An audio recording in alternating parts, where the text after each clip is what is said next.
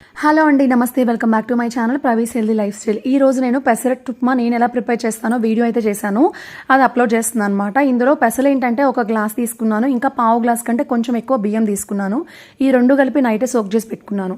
ఇదేంటంటే దోశల కంటే నాకు ఇదే పెసరట్టు ఈజీ అనిపిస్తుంది, ఇంకా టేస్టీ అనిపిస్తుంది.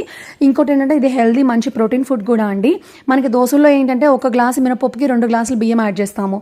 ఆల్రెడీ మనం రైస్ తింటున్నాము, ఇంకా రైస్ కూడా యాడ్ చేసుకొని దోశలు వేసుకుంటున్నాము. దానికంటే ఈ పెసరట్టు అయితే చాలా ఇష్టంగా తింటాము, ఇంకా టేస్టీగా ఉంటుంది, హెల్దీ కూడా. సో ఇది ఫర్మెంట్ అవ్వాల్సిన పని కూడా లేదు. ఫర్మెంటేషన్ అంటే మనం దోశల పిండి బెంగళూరులోనే అడగాలి, బెంగళూరులో ఏంటంటే అస్సలు ఫర్మెంట్ అవ్వదన్నమాట.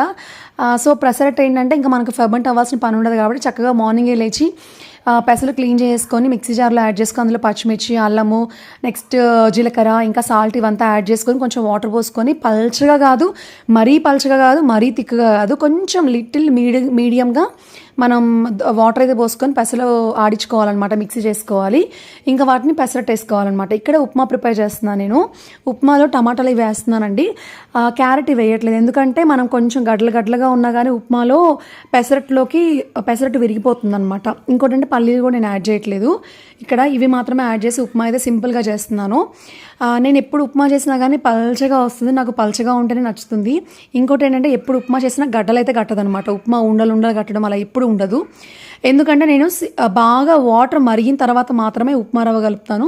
ఇంకోటి ఏంటంటే ఉప్మా రవ్వ కలిపేటప్పుడు గరిటెతో తిప్పుతూనే కలుపుతూ ఉంటాను అనమాట. ఇంకోటి సిమ్లో పెట్టేస్తాను, వాటర్ సిమ్లో పెట్టేసి గరిటెతో తిప్పుతూ ఉప్మా రవ్వ పోస్తూ కలుపుతూ ఉంటాను అనమాట.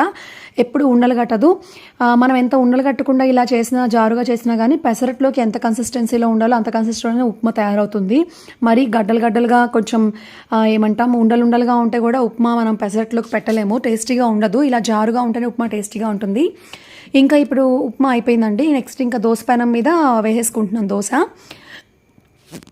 దోశ పెనం వచ్చేసి ఇది పీజీ అంది ఐరన్ పెనం అనమాట. చాలా బాగుంటుంది పెనము. ఎప్పుడు కూడా నాకు ఎప్పుడు దోశలు రాకపోవడం ఇలాంటి ప్రాబ్లం ఏమో లేదండి. జస్ట్ సీజనింగ్ ఏంటంటే నేను ఎప్పుడు కూడా వాడిన తర్వాత దాంట్లో ఆయిల్ అప్లై చేసి పైన పెట్టేస్తాను అనమాట. ఇంకా నెక్స్ట్ డే జస్ట్ వాటర్తో క్లీన్ చేసుకొని ఇంకా దోశ అయితే వేసేస్తాను.